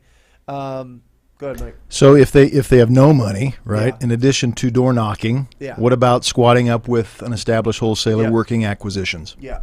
You can find somebody that has dead leads and just start calling those.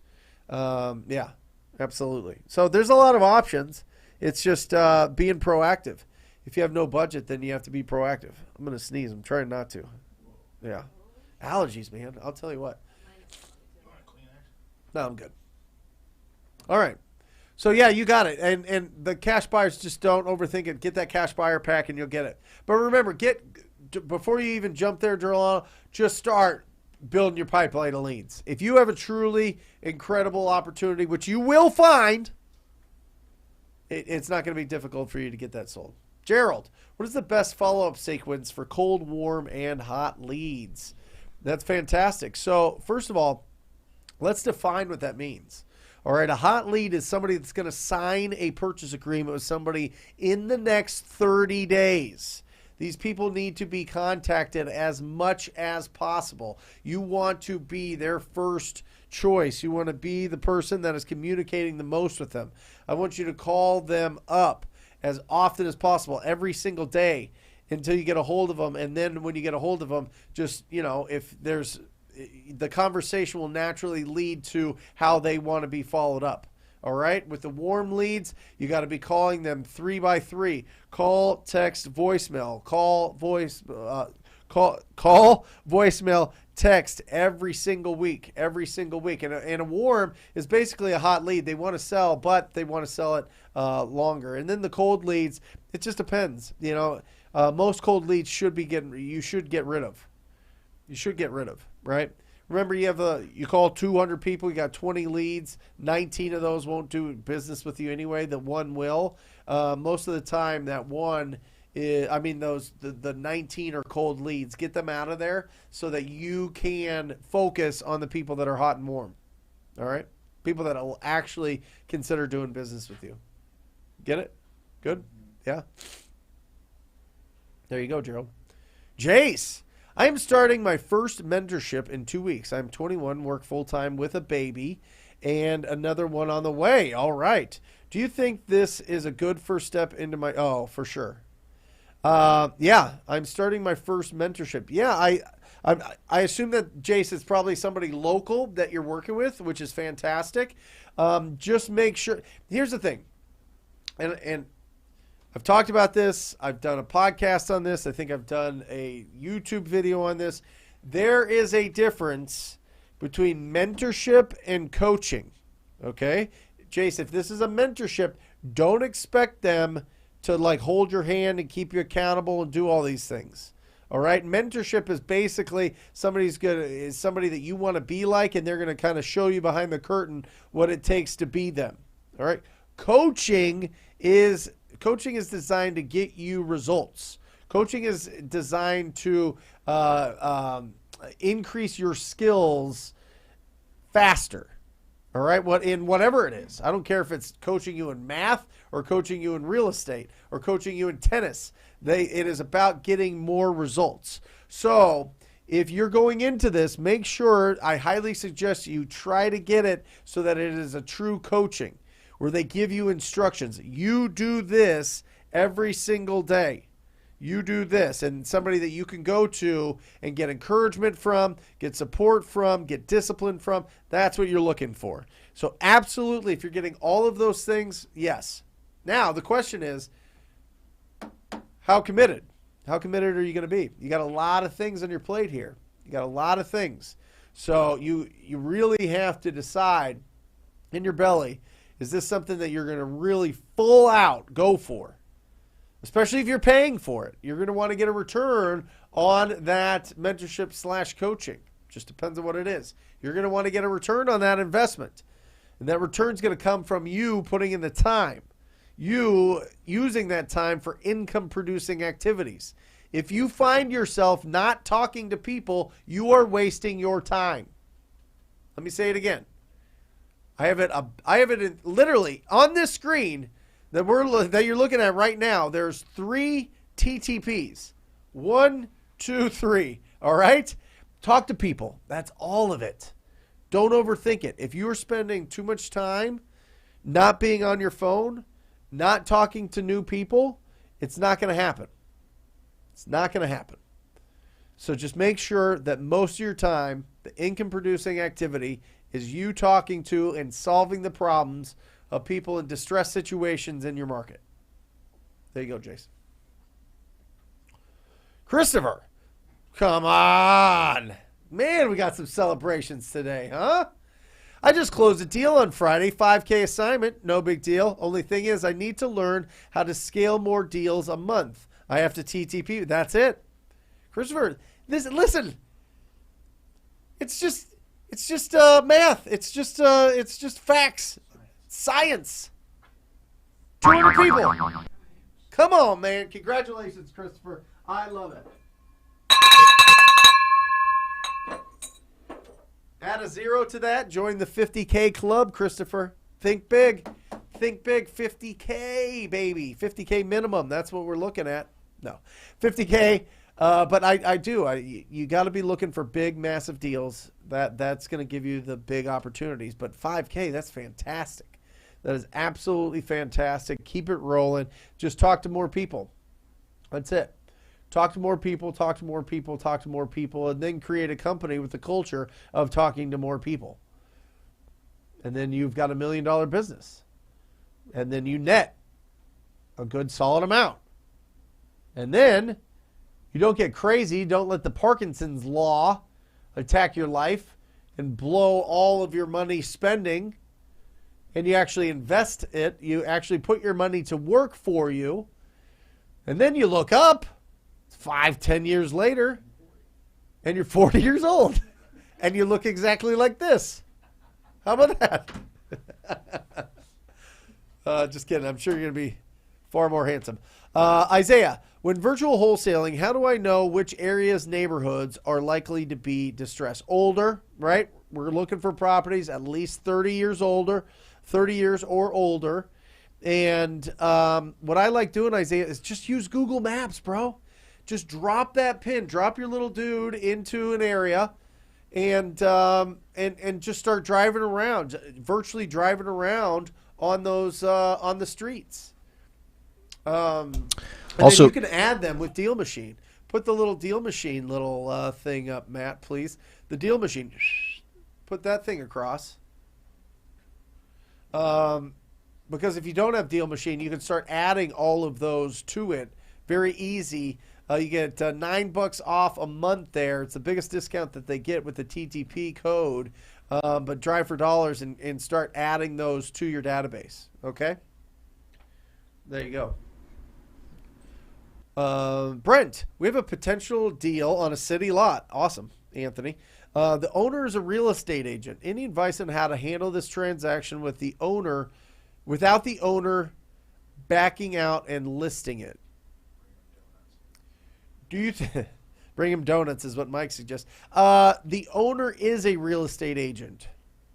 I'm wondering if you, Anthony, do you mean the owner has a real estate agent or the owner is a real estate agent? Anyway, if they are, it's interesting. I would be very curious to see if it is truly a deal because most real estate agents nobody overlists their properties more than real estate agents. That's the crazy part. But, you know, maybe they're a newer real estate agent. I never worry about people backing out. First of all, that is a hallucination, Anthony. It's a hallucination that isn't going to work for you. It's not going to be of benefit for you. So don't hallucinate that they're going to be backing out and listing it. I always suggest that they do list it. Why don't you list this property? List this property, get as much as possible, because I can't give you as much as you could on the open market.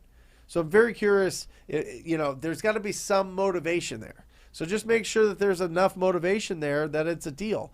And make sure that you, if you have not worked with land before, I would highly suggest you talk to your top 5 or 10 cash buyers and say, hey, listen, will you take a look at this piece of land? Do you think that this is a deal for somebody? And especially if they've got a lot of experience, they'll be able to help you out and let you know before you lock that up and then you have to back out. So I just, my spidey senses are like kind of tingling saying, oh, well, it's a real estate agent that's wholesaling a property, selling it at a wholesale price. Is it really a deal? So just verify that with your cash buyers. By the way, Matt, will you put up, there's a little, I want to talk about real quick before I forget about it, the difference between being poor and being broke. Because we put on there on this thumbnail being broke, and I think that it's real important to understand the difference there. All right, poor is a mindset. Poor is poor is a mindset. It's a state of mind. Being broke is a temporary situation. I know a lot of millionaires that are broke. I do. I know people that are, you know, make $50,000 and are broke, $100,000 and broke. Broke is just that they're spending as much as they're making. It just means that you just don't have the funds available. That's broke. Poor, I don't think anybody watching this is poor. Poor is a mindset. Poor is money is bad. Poor is I can't afford it. Poor is, you know, money is the root of all evil. Poor is I'll never be rich. Poor is I'll never be wealthy. Poor is other people can do this. I can't do this. That's poor. I don't think we have anybody like that on here. But broke is interesting. Broke is way more common. Because I'll tell you what, that first time, almost inevitably, that first time somebody gets that $5, $10, $15, $20,000 check, that check is gone. It is gone. We're buying those things that we have wanted. We're getting out there. We're showing it off. We're on the gram, flossing in some, you know, first class seats to the Caribbean or something. That's fine. But just remember, it's not going to build your wealth. It's just going to make you broke. So think about it. There's time and a place. Like let's do something that's long lasting. Let's not sprint. Let's be on a marathon in this. You know what I mean? Real estate, you can do this. There's people doing real estate in their 90s. I mean, they're all craggly and they're all kind of, you know, walking around and, you know, they're telling you about the good old days when it used to all be farmland and whatever else. But there's still people. You could do this forever. You could do this forever. So just think about it.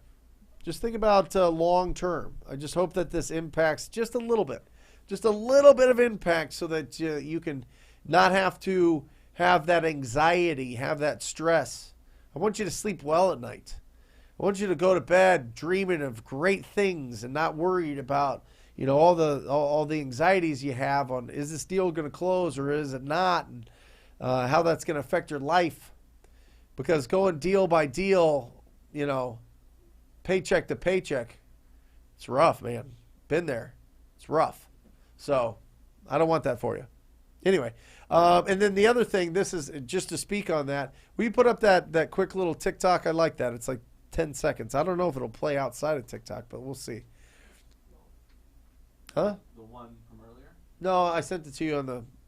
Oh, 1 second. I sent it to you on Slack.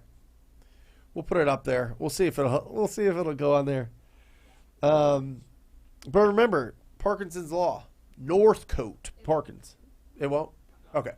Anyway, It's basically people trade, the things that they really want for the things that they want right now. And it's absolutely true. Impulse is so wildly rewarding for a short amount of time. Woo, impulse. Yeah, I'm going to go get that. I can go get that. That wears off. That wears off. Go get that investment. How about that? Go buy some gold like the pirate Tom KROL. Yeah. Go invest 50% in real estate, 20 in cash, 20 in stocks, 5 in gold, and 5 in pure speculation. God, I love Tom KROL. He's great. What else we got? Happy birthday, Clausy. Can you comp me this house to see if it's a deal? Okay. Full rehab is needed, and I have it at $25,000. All right. Huh? Busy landlord who hasn't had time to do anything to one of his properties when considering it. Close ASAP as it is vacant and boarded up. Price under contract is $25,000. Let's take a look. 1900. Thank you for the birthday wishes. South Park, and that is Street Little Rock, Arkansas. Let's take a look at Arkansas.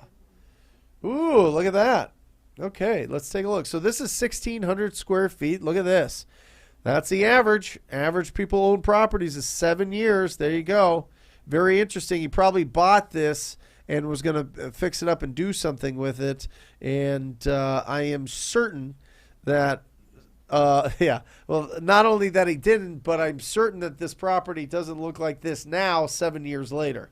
I would say that this is probably in much worse shape at this point. But this is interesting. Look at just off the bat. Value here, price here. All right, you got some comparables. Very interesting. He bought this for $1,100. Yeah, it was a good one. He bought this house for $1,141. That's bananas. That is absolutely crazy. Okay, 1,140. So this guy's making good money on this. He's got it for 25. Let's look at these linked properties. I think this guy has some properties, huh? I think this guy has a few properties. Yeah. Look at this. 843 properties. Ooh, okay. Hasn't done anything with this one. Apparently, this one snuck under the radar. I'm very curious. That's what's interesting, Mike. I wonder about this. Why did this one sneak away? Why didn't he put the investment into this property after 7 years? Did it just slip between the cracks? Is it because the area they started to, and then things went sideways? Very, very interesting. Okay. Oh, we got some interesting comps over here. You still have property selling for $1,400. Wow. Holy Little Rock, Arkansas. What the heck? Look at this. So let's look at the neighbors. You got a property that sold for $721. This is why, my man, this is why they did not put money into this property. This is crazy. So you've got one 1,400 that went for 1,400 square feet went for $1,406. $1 a foot. $1 a foot. Okay, that's just a piece of land. I get that. $700. They get a piece of land. Let's look at this one for 20. All right, this one went for 20,000. All right, this looks more like us, huh?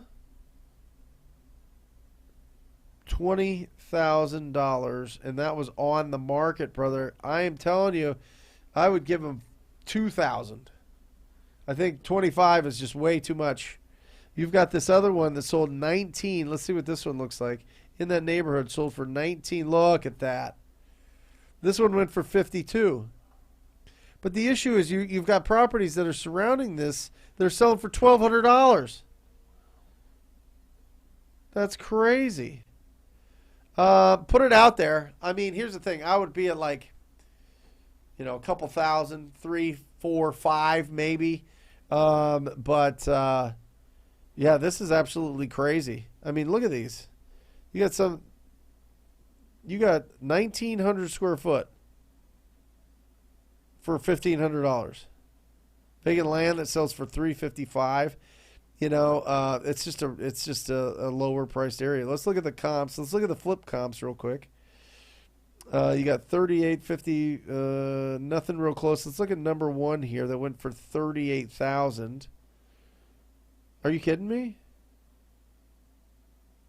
This is 38,000. This is 38,000. What is going on? Holy cow! You could buy the whole town for $1 million. Yeah, yeah, maybe 2,000. I would give him 2,000. He's trying to get you at 25.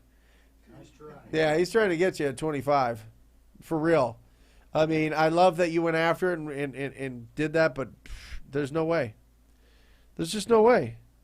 There's too many lower priced properties in that area.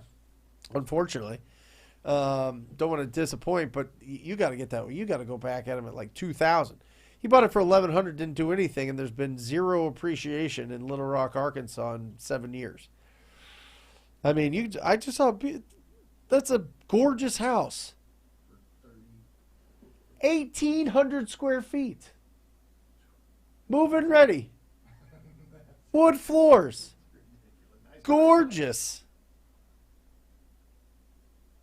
Oh, that was 2019. That was a while ago. Yeah.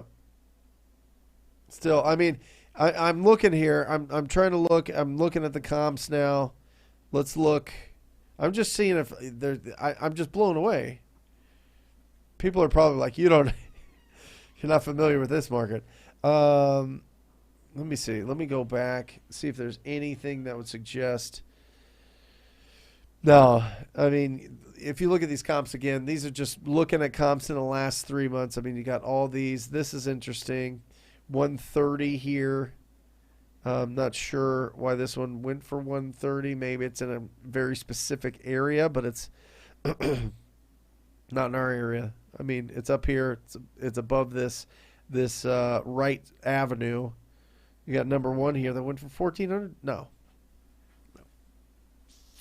2,000. 15. Give him 1,500. See what he wants to do. But there's a reason. I am telling you, when somebody owns 800 properties, they have a whole system. They have a whole staff. They have all the operations, all the procedures to take care, to fix up properties, manage them. There's a reason they didn't with this one. I guarantee they bought it as a package, and we're like, oh my gosh, if we put money into this, we're going to lose. And that's why he's trying to get you at 25,000. It sounded good. It's not. He's not fooling you. No, not fooling me. Now that you're 40. No, not that I'm this experienced. Nice try. Yeah, nice try. Or what do we got? No, we got. Oh, look at that! A birthday cake. Well, there we go. How much time we got left? Happy birthday, Brent. Thank you, Alejandra. Thank you, everybody out there. Make a wish. All of them blew out. Look at that. Did you put up the graphic? Huh? What graphic? This one. Hey, look at that. Oh, I got frosting all over the mic. Oh, man. Thank you, Alejandra. That's awesome.